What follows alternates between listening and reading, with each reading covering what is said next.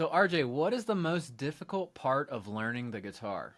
Well, I guess for me, it's I get interested in so many different things all at once.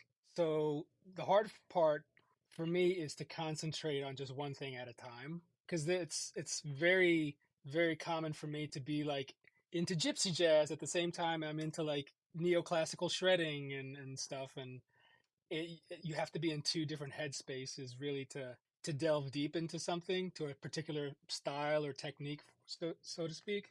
So it's for me, I'm just like all over the place when it comes to things that I like and like to listen to and like to play. So that's the hardest part for me. During your journey with the guitar, how did you best break through any plateaus or slumps that you ran into? Well, it's pretty easy for me. I just stop playing guitar. Like I won't touch a guitar for 3 or 4 days, a week maybe. And every time I come back to it, there's no more slump. I'm fresh. Something else I do a lot of, and I don't know if there's a science to it, but I like to play at night before bed and just pick up a guitar and just create, because for some reason I'm like the most creative at that time. I'm sure there's science to it, but I'll always come up with the coolest riffs. I mean, the coolest to me. Like that's when I'm actually making something that's worth something to me. Like I'll come up with chord progressions or find out new licks to play or lines. So yeah, I feel the freshest at night. That's really cool. Yeah, and then, I know that there is science behind when you go to bed, your brain processes the last thing first. So you Yeah. probably are then excelling maybe a little bit more. I always love to play in the nighttime also. Like my now wife she loves to take baths, so I come out to the studio and just have 30 minutes, 45 minutes of just me time Yeah. and just play a little bit. Same. Do you feel like there are any passive behaviors that contribute to guitar development, like such as listening to different kinds of music, or even like learning another instrument? Yes, both. Totally. I think before I played guitar, I learned piano and then I switched to drums. So I had a background of basic kind of harmony and rhythm and everything before I switched to guitar. And a lot of my favorite guitar players are also drummers, like Nuno Bettencourt. I mean, obviously Eddie Van Halen. But I think there's something about, especially drums, just having that rhythmic background and being able to hear syncopation and different rhythms, polyrhythms, what have you, that you can translate to any harmonic instrument, whether it's guitar or saxophone or whatever. I think it's always good to at least learn how to play kind of like basic drums or percussion or something. And as far, what was the other thing that you were saying? Oh, listening Um, to different types of music. Yeah, I mean that's all I do. One minute I'll be listening to like 90s hip hop. Next minute I'll be listening to Django Reinhardt. And then, I'm all over the place when it comes to music that I listen to on a daily basis. So I think a lot of that has to do with what influences my playing and writing and production, whatever. yeah, very cool. Do you have any pre-practice or pre-performance rituals to get you into the zone? It really, well, I guess it depends on the gig that I'm doing. Sometimes it involves like a shot of tequila. No, that's only on the country gigs. But um, as far as like if I was doing a gig where there was like some technical stuff, so for instance, like when I did some kind of hard rock metal gigs, I did have to intentionally warm up before the show because that was the type of gig that I really needed my fingers to be able to move. Because I think the first night I probably didn't warm up, and I got to certain parts. I'm like, oh my god, my wrists are stiffening up and everything. So it really depends on the material that you're playing. But in general, I mean, there's been times where I don't even touch a guitar until I hit the stage, for some certain gigs and stuff. So I probably don't warm up as much as I should before shows unless it's something that's technical. So that being said, do you have the guitar in your hands a lot of times? Like, are you the type that hangs out on the couch with the guitar? Or are you more like it's at I work u- thing? yeah, I used to be. I do keep a couch guitar in the living room just for random noodling with, and I was saying at night I like to practice a noodle, so I'll do that on the couch with my couch guitar. But lately, probably because I work so much with playing the guitar on a daily, like 10 hours a day, 12 hours a day sometimes. I'm always playing that. I don't really practice as much as I want to, and I don't really just sit with a guitar to play it as much as I want to. Although lately I've been trying to be more intentional about that Yeah. and just making sure that's at least part of my day is just sitting with a guitar and playing guitar for guitar's sake. Yeah, definitely. Yeah, I have to remind myself that like, oh, well, there's got to be that passion there too, besides the work aspect. Yeah, yeah, yeah. Pedals is a different story. Like I don't want to look at a pedal at the end of the day.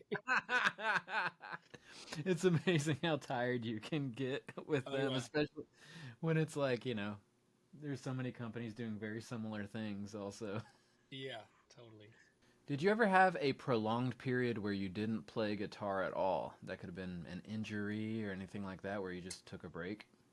So yeah, I would say the longest period that I ever went without playing guitar was unfortunately when my mom passed away in 2012. I was actually away from my home. I was in Florida visiting with my dad and taking care of my dad. So I didn't have a guitar with me. So it was kind of on purpose that I didn't touch a guitar for about almost 2 months. And then I remember specifically we were in like Daytona Beach and we all my wife, me and my dad just went to like a local mom and pop music store because I'm like, you know what? I just want to buy like a cheap Telecaster or something just so I can have something to noodle around and it felt like I remember specifically what it felt like to touch a guitar after all that time and play through an amp and all this stuff. I'm like, "Whoa, this is like, I got high or something." So The it's rush. sometimes it's a good thing to like, get away from a guitar for a little bit. Yeah, absolutely. But no injuries or anything Uh, specifically like hand Knock on, wise. yeah, knock on wood, as much as I've done like, skateboarding or riding motorcycles or surfing and stuff, I've never had an injury to my bones ever in my life. I've never broken anything. Gosh, I got to really knock on that wood. Yeah, seriously. During any point in your journey, did you develop like a bad habit or like a less than ideal technique that you tried to fix and kind of work out of your playing? No, I think I've kept any bad habits that I've had. Um, yeah, I remember when I was in college, I was in music school and I was in a lesson and I was playing jazz chords with my teacher, and he didn't like how I used my thumb to hit the root notes. And he told me that's bad technique and you should really try to work on not using your thumb for anything. And I'm like, okay, whatever. And I didn't listen to him because it's just it feels better. It feels more natural to me to use my thumb to play certain grips. And I'm like, Hendrix did it all the time, and a lot of people do that. But like, I do that a lot in my jazz playing, no problem.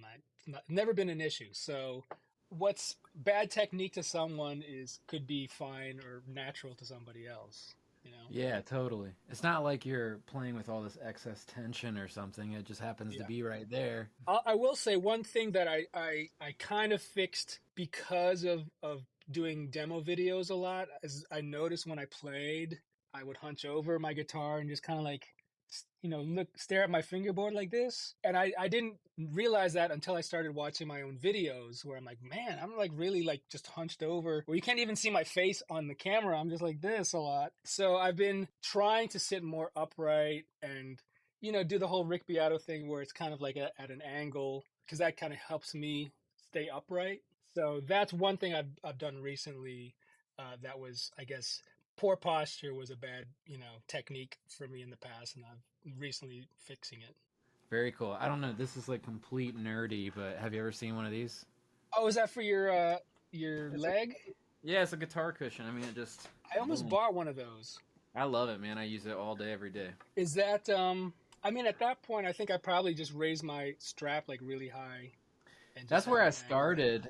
That's where I started, and then after like a few years, my left shoulder really started giving me problems because it was just like the weight was always there. So Yeah. I kind of moved into that, and I like it because then it's just like you kind of balance, and it's not on your shoulders. It's just going down. The weight's going down into your Yeah. leg.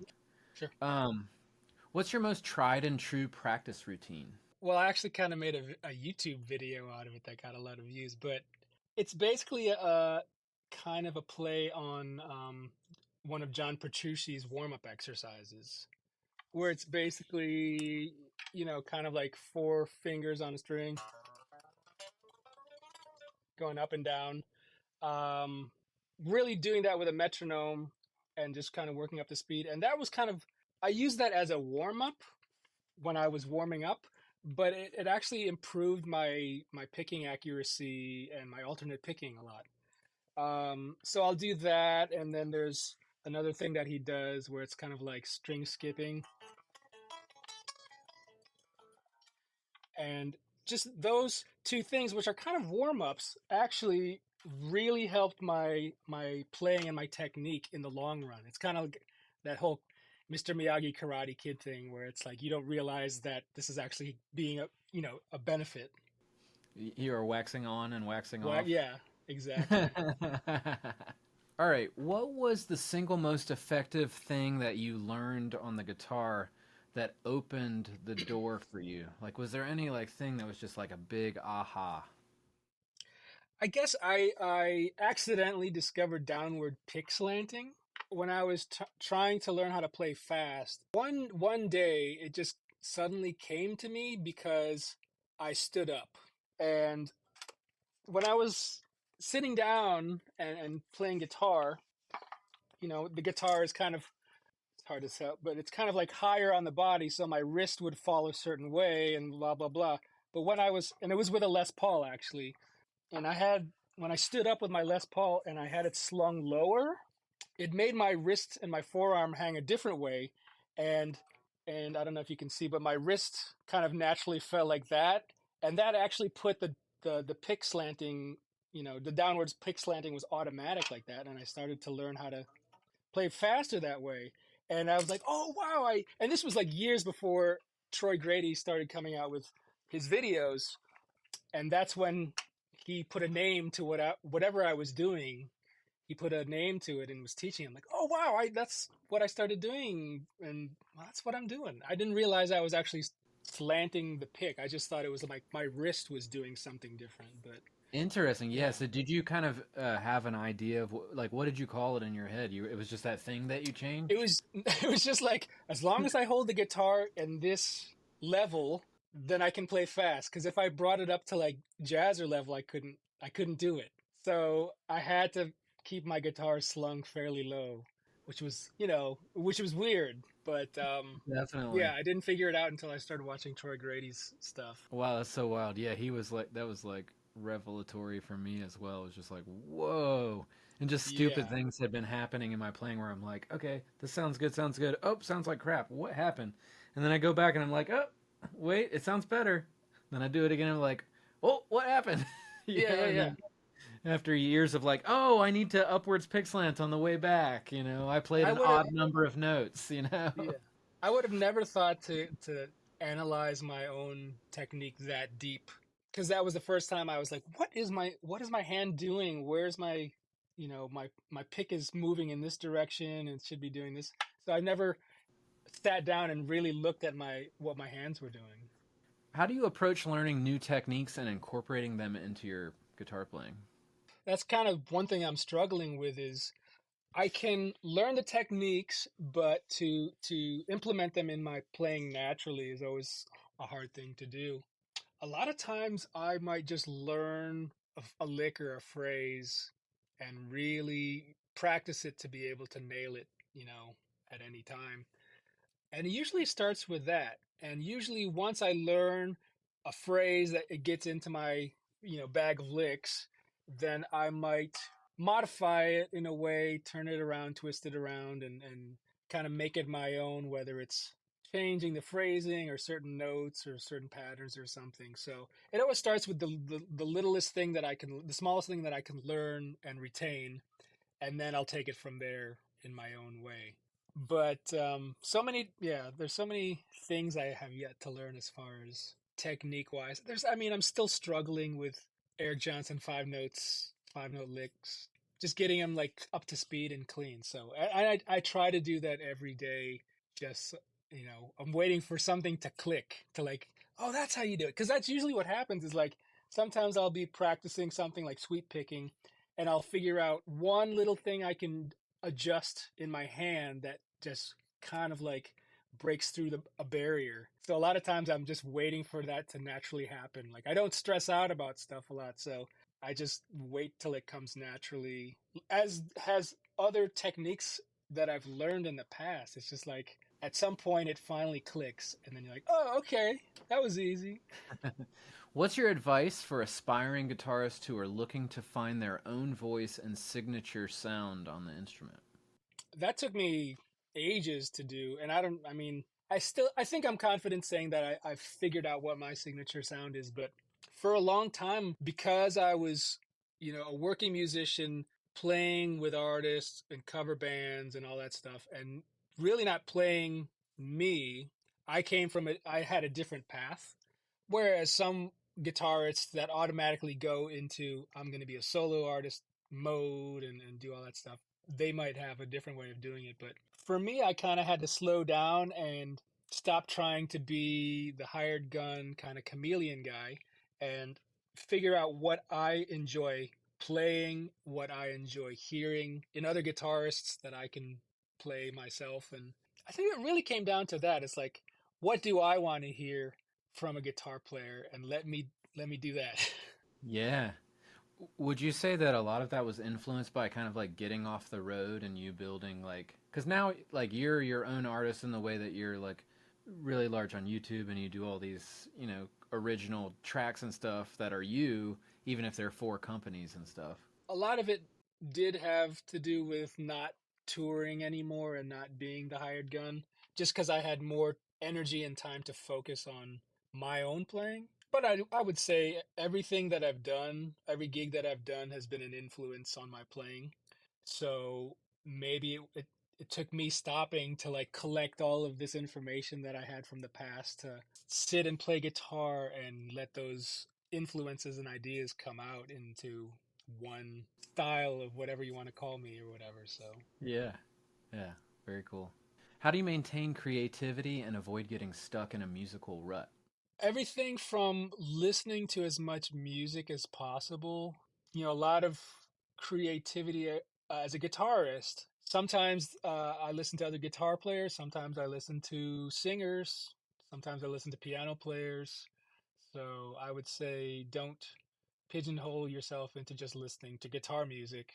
And sometimes when I'm in a rut, the easiest thing for me is just to not play guitar for a little bit. And when I pick it up after a couple days, then everything feels fresh and I have new ideas and I'll come up with new licks that I've never played before. So it's just giving your mind a rest. Yeah. What is the number one piece of advice that you give to someone who is just beginning to learn the guitar? As long as you're enjoying it, you're doing the right thing. You're on the right path. If it comes down to you're not enjoying playing or learning, then something might be up. For instance, when I started playing guitar, I was learning on a guitar that was very difficult to play.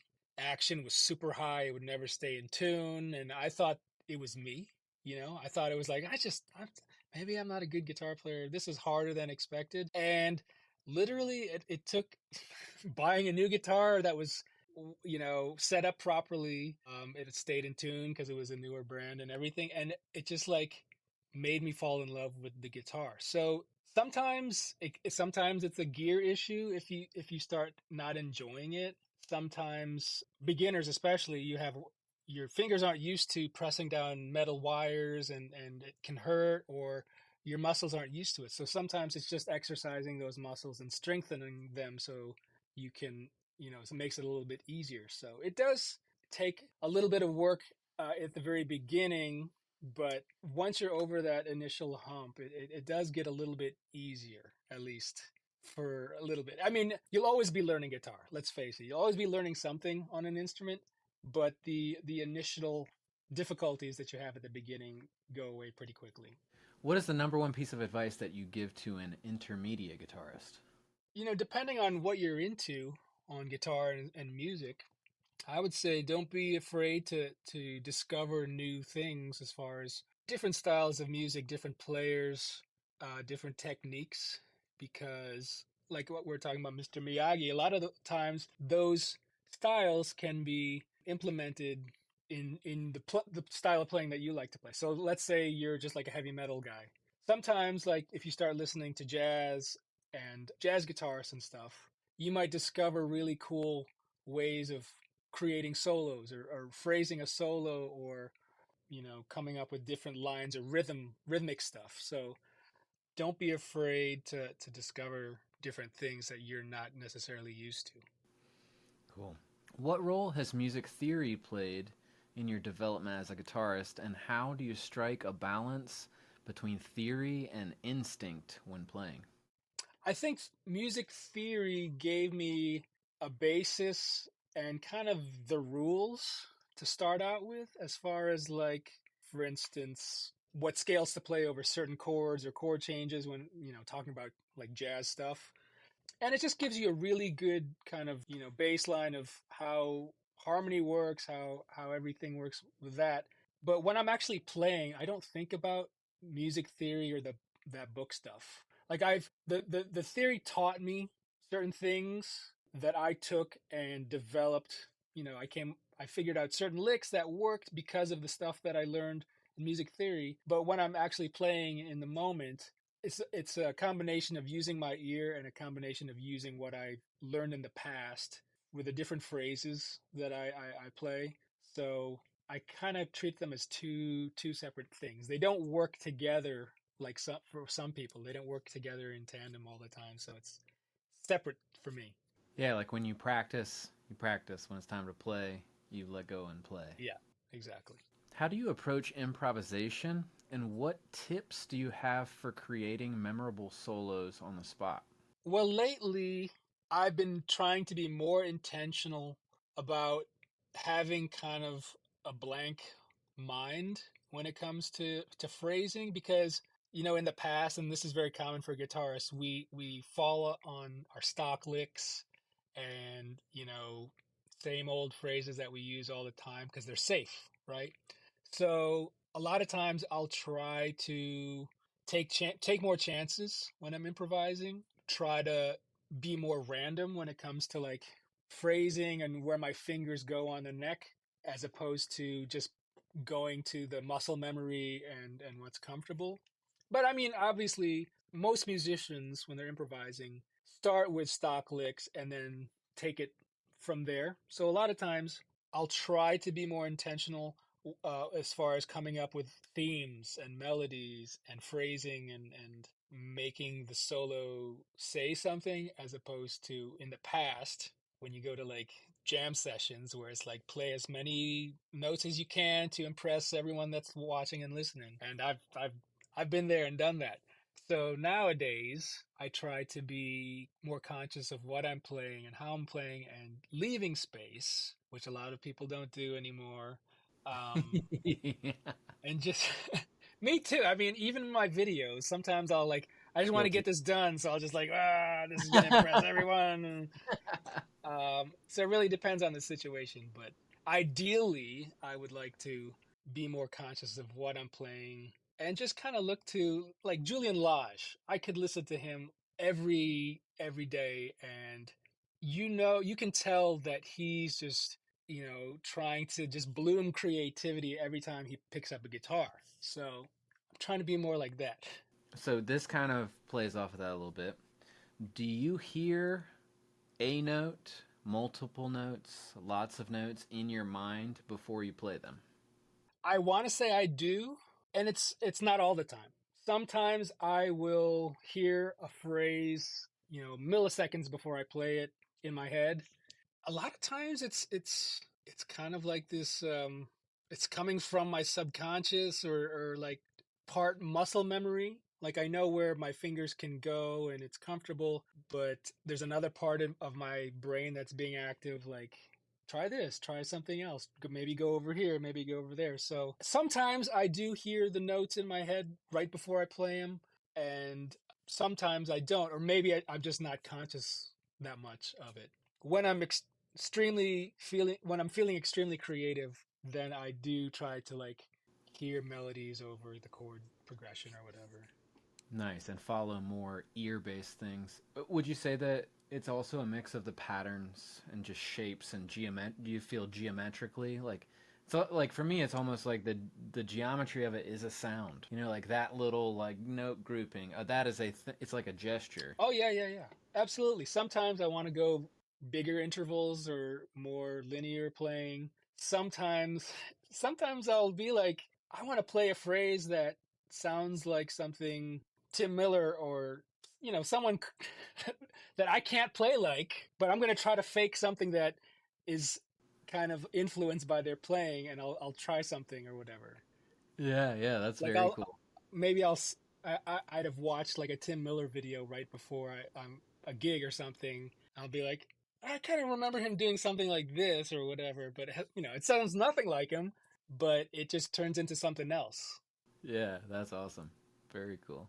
What's your favorite way to visualize the fretboard? And that could be a combo of things, like, you know, if you're like a caged person or if you're more of like you did this kind of thing and then it led to this. I feel like I work a lot from basic triads, whether it starts as this little triad into a bigger arpeggio or something. And especially when it comes to like playing changes and the chord tones and stuff, I think in terms of chords and triads as opposed to scales and modes for the most part, because I feel like those are kind of like the target notes, I guess. Those are the most important notes when you're playing over changes, I would say. And then like thinking more modally or scalar, like those are kind of like the in between things to get you between the chords. Cool, yeah. So So, it's but almost you do see the triads within the overall kind of more macro approach of the scale. yeah, I try to think in terms of something smaller. Like I call them just clusters of notes. Mm-hmm. So sometimes I'll think, well, will these two notes work with the next couple chord changes and play around with that? But I'm definitely more in that type of thinking as opposed to like the linear scalar thing. I probably used to be like more like, oh, let's play the whole mode over and blah blah blah. But then I figured when I'm actually trying to be to come up with cooler phrases and melodies that it's easier for me to think in terms of just like triad or a cluster of three or four notes. Cool. This is a side note. Do you see triads that you play melodically in different shapes than you see if you were like laying down like a chord kind of harmony part? Yeah, I think even though I see it as a triad, I think of the individual notes as opposed to like the chord, you know. I'm usually always conscious of how each note relates to whatever chord I'm on. Like, oh, that's the root note, that's the third of this chord or whatever. So I probably calculate it really fast in my head where like, oh, this was the flat third of this note of this chord. Now that's going to be the flat seventh of the next chord and all that stuff. So I kind of probably think about that theory part of it a little bit when I'm playing. Mm-hmm. Especially in the practice room when you're working out things Yeah, before. I I definitely think in terms of numerical value as opposed to like letter name value, and that could be a Nashville thing as well. But yeah, I never think of like, oh, that's a C note. No, that's the minor third or whatever. So I always push back against that a little bit because don't you have to know at least where the root note is? So you do like so do you end up thinking, okay, well there's the root and it's A in that Yeah. case or like whatever. But then If from there, if anything, yeah, the only letter note that I'm always conscious of is my roots. You so know. those are like little highlights on your fretboard and then you Yeah. see the geometric shape as an interval. Exactly. I do probably always think about my roots and how everything that I'm playing relates to that root note. Yeah, cool. What trick or theory had the most bang for the buck influence on your guitar playing? So something that you stumbled across that sounded really cool, or just like it was like, whoa, I can use this thing that I knew before in this new way. I don't even know. It's like in jazz school you learn like the is it the harmonic minor stuff. See, I don't even know anymore. But that was kind of that was the aha moment of being like, oh, I'm actually learning how to play jazz, like outside jazz, and resolving it the right way. And when I figured that out, then I was like, oh, that's what I've been wanting to learn for so many years. Like, what's the key to sounding kind of outside a little bit. And it's not necessarily just learning that scale and all the related modes and everything, but learning the money notes. You know, what notes and what phrases within that theory make the cool jazz licks. That was a big aha moment years ago. That's awesome. Yeah, I was like a way late adopter on the harmonic minor, and now I'm like, oh, why did I wait so long? Yeah. I mean, I literally know two things from that I learned in school, and I use it all the time. I kind of feel like those are the only two you need, like the Phrygian dominant, and Yeah, yeah, yeah. I mean, it just like Just works whatever so works well. over the 2 chord and over the 5 chord, and You're just go good to with it. That's it. That's jazz. go. No, you have to play a bunch of wrong notes for it to be jazz. All right, awesome. When you are playing, or more relevantly, improvising, what are you thinking? Not a whole lot. When I'm improvising, I really there's a lot going in my mind. It's paying attention to who's playing with me or what's happening on the backing track or whatever. And as much as I want to be like make sure you're saying something meaningful, it's a little bit of that. It's a little bit of also being a showman, but I try to keep a clear mind and try to be as fresh as possible when I'm playing and not rely on my stock licks. So it's really a combination of both. Like I do have stock licks, and sometimes I'll come up with something new, or sometimes I will utilize stock licks to come up with variations on those licks that are new to me. But for the most part, I always try to do something fresh and something that's not boring to me as a Mhm. player first and foremost. I don't care about the listener. It's more about like I just want to be I just want to be happy playing something new and fresh and being creative and coming up with something that I've never played before. Yeah. And that's also kind of like part of your path, right? I mean, you have chosen to like go your personal artist route where you don't have to like prescribe to like, oh, I'm at this gig and I'm backing up this person. I don't want to play this song. I don't want to do this. Instead, you've kind of come into your own as like your own artist, right? So when you're playing, you're like, oh, I want to do something just Yeah. cool, exciting, fun. And that will translate to the listener for sure, as if you're having a great time.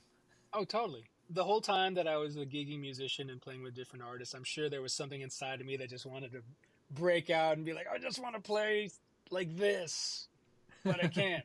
So now that I'm kind of like my own artist or my own boss or whatever, it's really liberating to be able to be more creative. Even though I'm not really putting out records right now or doing stuff like that, even just like the gear demos that I do, it's kind of fun to just be able to play how I want to play at any given day on any given day. Sometimes I want to shred, sometimes I want to be a blues guy and play jazz stuff, whatever. So I think that's awesome as a guitarist and as a working musician to do that. That's very cool. As a side note, do you have companies sometimes get pretty specific with what they want out of your demo, or do they just say, RJ, do your thing? There, it's never like we need you to play like this, but sometimes they'll have like requests like, hey, can you play something surfy or something? Which of course I'm like, yeah, let's do it. So it's never a request that's totally out of nowhere and totally doesn't make sense. But, really depending on the gear, I kind of know who their market is going to be for this particular pedal. So I will try to, play a certain way to really help promote the pedal. So it's not like I'm going to take a high gain pedal specifically for metal guys and start playing like slow blues, John Mayer stuff on it because, it's not going to sell the pedal. Yeah, So for I sure. kind of know what they're looking for the most part. Yeah, yeah, awesome. What aspect of practice do you think people overlook the most? Well, because I'm not really an active practicer, I have to I would say that making your whatever practice time you have and spending it wisely, but also making it productive and effective. So it doesn't really make sense to spend an hour just doing that John Petrucci warm up that I was talking about because that's just going to be dull and you're going to hate playing guitar. So figuring out what beforehand what you want to learn in that in this practice session? What do you want to work on? Kind of having a plan before you go into practice would probably be beneficial. But at the same time, sometimes I don't do that. Sometimes my practice session is just me sitting around and noodling, but it's really me trying to be creative and come up with new things and discover, because I'm constantly discovering new ways of playing things or inventing new techniques that maybe someone else hasn't done before. So that I consider a practice session for me. So everyone's practice session is going to look a little bit different, but as long as you're really being productive, I think that's the most important part.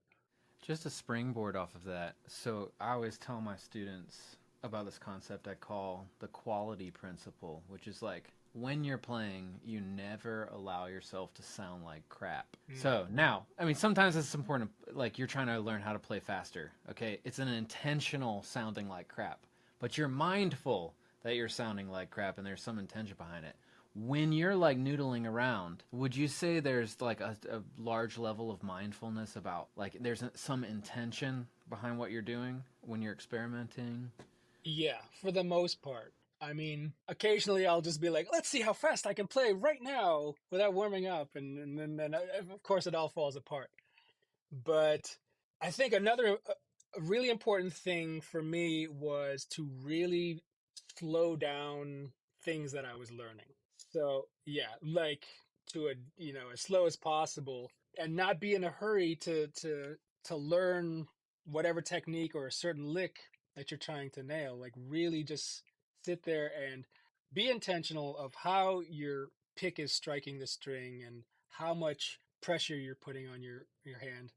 Something I've been more conscious of lately is trying to not pick as hard, because I almost feel like a lot of the energy that I is wasted with me trying to pick fast, and I end up picking hard and really tensing up my hand.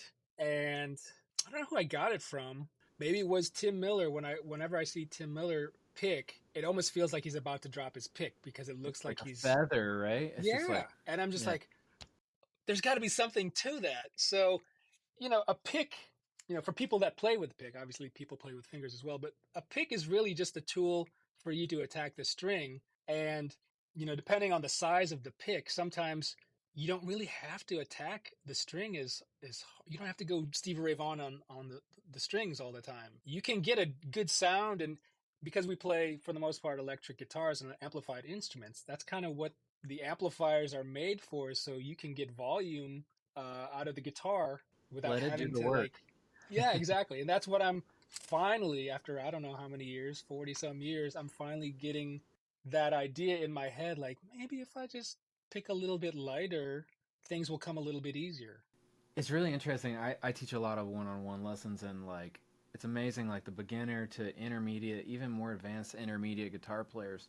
Just like you hear them and many of them are just playing way too hard, and all that happens when you play that hard, unless you're intentionally like doing raking type things or whatever, but you hit that string like that and it just smacks against the frets and it sounds like crap. It doesn't actually go like dum, like, and the Yeah. string is supposed to like move in that way. And so yeah, I think the way you're talking about Tim and like the way and where you're picking and how much you're hitting that string. Yeah. But like for me, I play a big old fat pick. I play like on electric. I play a 2.0 blue chip. It's just super fat. So like if I'm doing that, I'm either gonna break strings or I'm gonna like just sound really bad. Yeah.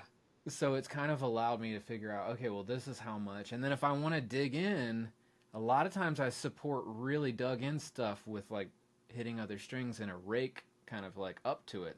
So it Yeah. builds that like, oh, here's a lot of sound, but it's not like banging the crap out of one string necessarily. Yeah, and I think it's fine. It's finding the perfect combination for you between with dynamics between playing soft and playing hard. Because I know I've seen some players that only play soft, like light touch stuff. And I'm not talking about jazz players, but like kind of blues players. And sometimes I'll be like, I just want them to like dig in just a little bit, now and then, just to have more dynamics. So it's really finding the perfect combination of dynamics in your picking hand. Yeah, I think if we all kind of like strive to have like that 1 through 10 level of like, okay, this is where I live, but then it can be super subtle and then it can be really intense too. Yeah. And that's where the expression is. This is like that wide range of picking ability, I guess. Yeah, exactly. Is playing guitar at a high level more about talent or work ethic? Probably, I would say more work ethic. Just, learning guitar is a process. It's a lifelong process. So if you're passionate about it and you're diligent about practicing and everything, I think that means more than all of the little improvements that you make. I would say, yeah, that's more important more than anything, is to and kind of focus more on that. Focus more on the journey of learning the guitar as opposed to getting stressed out about like not being able to learn fast enough or nailing these certain techniques just yet.